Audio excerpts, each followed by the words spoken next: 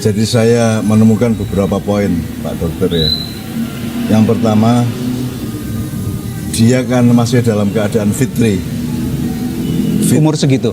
Iya, fitri dia masih kanak-kanak, dia masih fitri itu artinya dia belum terkontaminasi, dia belum keracunan, dia belum ketutupan. Jadi tidak banyak hijab-hijab. Jadi kalau ada orang gede kok ngomong kayak si Adam ini, itu akan jadi kebanggaan. Wah, itu orang hebat itu, dia tahu kapan mati kan gitu kan. Justru itu peristiwa kefitrian.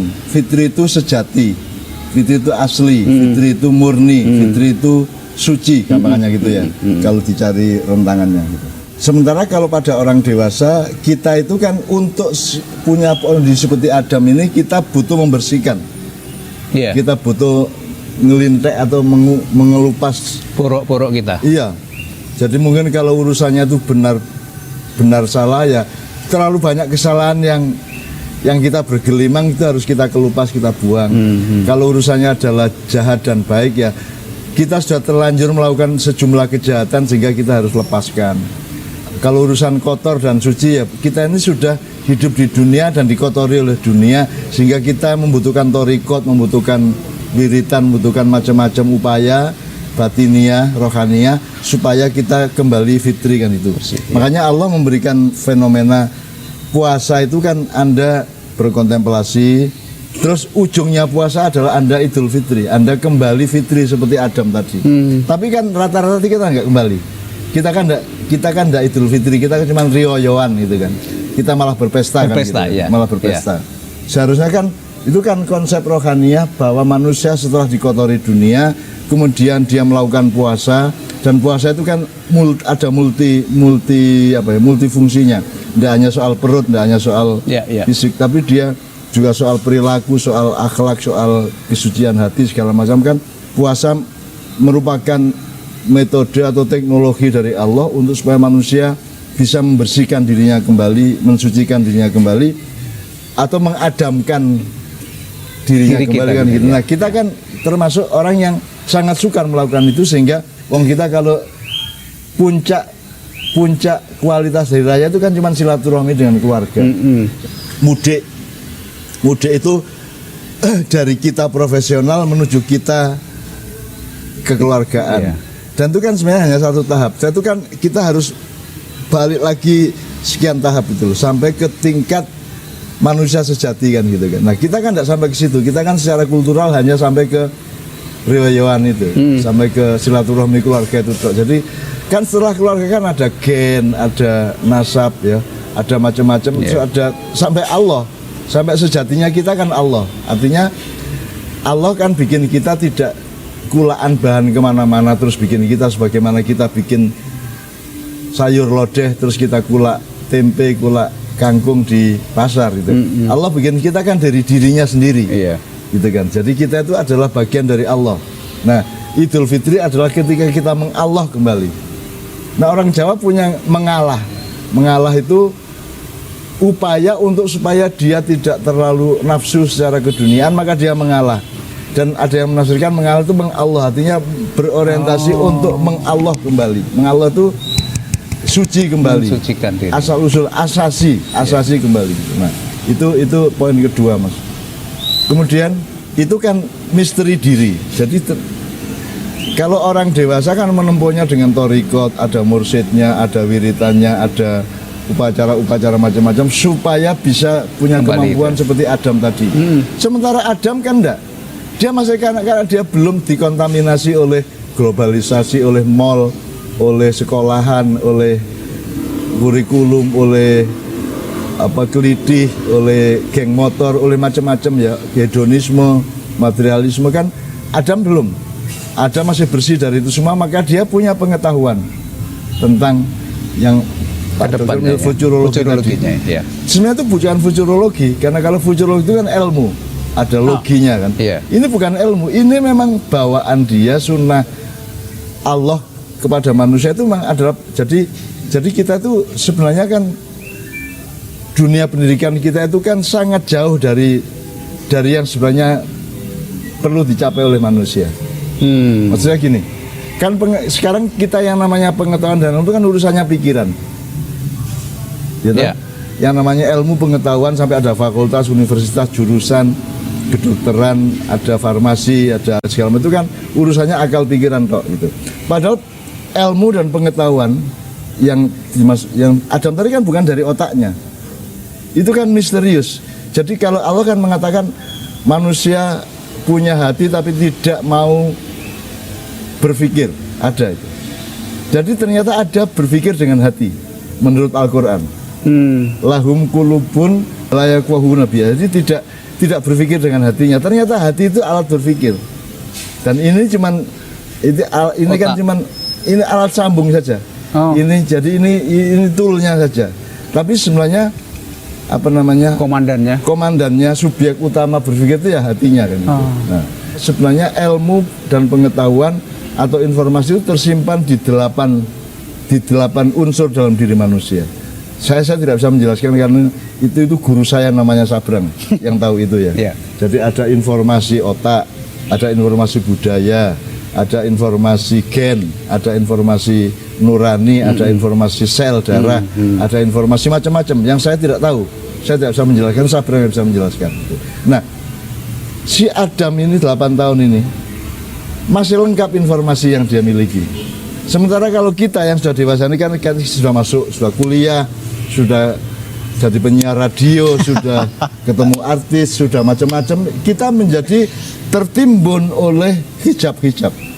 Hijab itu tabir-tabir. Jadi sekarang kita itu ditabiri oleh dunia. Nah, dunia ini macam-macam. Bahkan kadang-kadang orang menerapkan Islam malah menciptakan tabir. Oh. Kan bisa. Yeah. Jadi misalnya saya Ustadz, Pak Edot murid saya malah menjadi tabirnya Pak Edot untuk menuju Allah, bisa aja. Kan gitu. Yeah. Saya ulama, saya kiai, Mas Edot santri saya misalnya. Saya kalau keliru-keliru saya malah menjadi tabir atau dinding penutup atau penghalang dari aksesnya Mas Edot kepada Allah. Kan bisa itu. Pak Dokter menurut saya berada pada posisi yang bersyukur luar biasa karena bisa punya guru. Meskipun praktek profesional disebut pasien gitu ya. Iya. Yang bisa memberi cermin seperti itu. Bahkan nabi-nabi tidak semuanya seperti itu. Karena Nabi Muhammad juga tidak pernah bilang nanti tanggal sekian saya meninggal, kan tidak ada. Juga nabi-nabi yang lain itu. Jadi Adam tadi itu kan representasi dari Allah sendiri.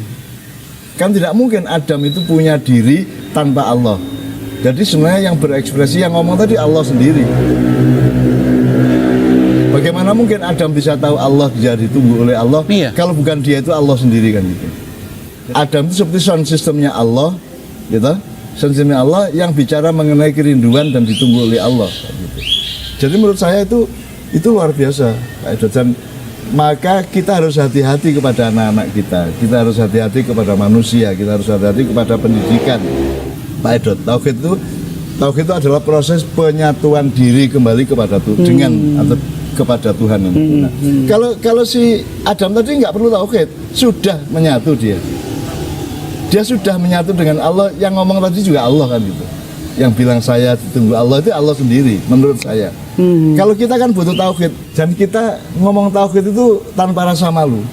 Kalau tauhid itu kan berarti untuk orang yang tidak dekat sama Tuhan, maka dia menyatu kembali. Jadi orang yang berpisah dari Tuhan dibutuhkan proses tauhid untuk menyatu kembali. Berarti kita kan orang yang tidak bersatu dengan Tuhan. Kan seharusnya kita malu ngomong tauhid itu. Gitu loh. Kalau Adam tadi nggak perlu tauhid. Dia adalah manusia yang Tuhan, kalau bahasa saya, yang Tuhan, yang memang Tuhan itu. Semuanya itu Tuhan. Meskipun dia ngejawantah sebagai secara biologis, sebagai manusia, tapi kan muatannya itu kan diri Allah tadi itu. Dan Mas Edot yang bertemu dengan itu kan seperti bertemu dengan suara Tuhan itu sendiri. Karena tidak mungkin melalui ilmu apapun, fakultas apapun, universitas manapun, grup torikot apapun, tidak mungkin mencapai kalimat Adam tadi. Bunda, aku ini sudah ditunggu sama Allah di sana. Itu tidak mungkin. Tidak mungkin muncul dari mulutnya siapapun dengan pembelajaran apapun, dengan kesolehan kayak apapun. Apalagi dengan institusi kependidikan Islam atau non-Islam yang seperti sekarang, tidak mungkin. Jadi Adam tadi itu juga bukan didikan manusia.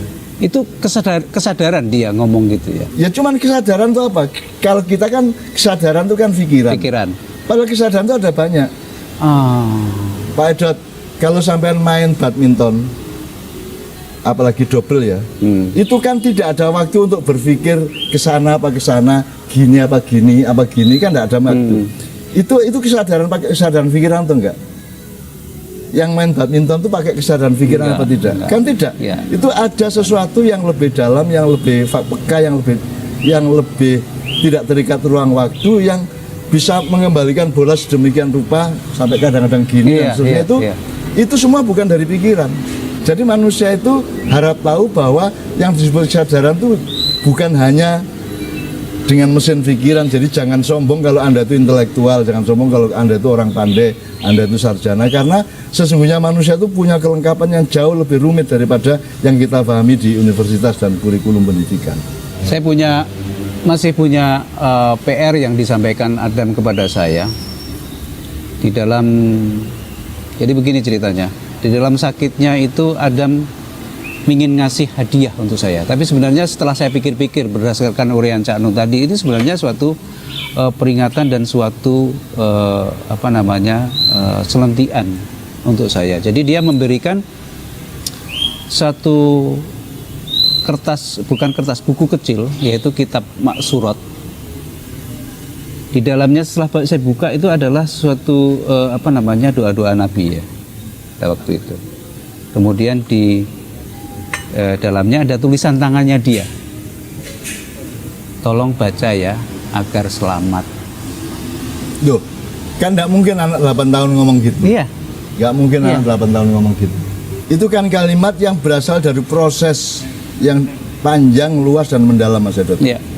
Ada pertimbangan, ada konsiderasi, ada pemetaan, ada perumusan segala macam sampai menjadi kalimat tolong dibaca supaya selamat ya. Kita sudah umur 70 tahun belum tentu bisa seperti itu. Bisa output kita seperti itu yang murni loh ya. Yeah. Kalau klise bisa, kalau kita niru orang lain. Sehingga kalau ada orang mati kita bilang mudah-mudahan husnul khotimah, itu kan klise, itu kan kulaan toh. Itu kan apa jenenge? Ombyoan tuh di mana-mana gitu. Semua orang kalau ada orang mati ngomong gitu-gitu ya. Nah, Adam ini kan tidak kulaan dari siapa-siapa. Tidak kulaan. Jadi Mas Hendra itu seolah-olah bertemu dengan Allah kan gitu, seolah-olah. Artinya bertemu dengan representasi Allah melalui Adam, kan gitu. Dan itu kan menurut saya itu luar biasa, luar biasa. Jadi Bu Leli dan Pak Sigit, orang tuanya Adam, berbahagialah Bapak dan Ibu bisa mempunyai putra yang sekaligus menjadi guru saya, guru kami semuanya untuk itu. Dan Cak Nun sudah banyak membeberkan tadi fakta tentang Adam. Adam adalah bukan Adam. Iya, Cak? Iya, karena kalau di dunia ini kan orang pakai identitas sosial, identitas profesional, identitas teknis, identitas yang sifatnya administratif gitu ya. Adam itu tidak bisa Anda ukur secara administratif, gitu ya. Anda harus memahami firman-firman Allah untuk bisa bertemu dengan Adam. Kan begitu. Baik, Cak Nun, kita closing di acara ini dan teman-teman pokoknya semuanya. Mas Edot bersyukur lah ketemu Adam itu. Dan namanya Adam itu kan juga unik, Mas.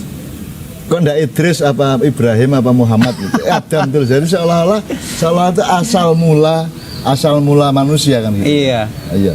Namanya juga Adam.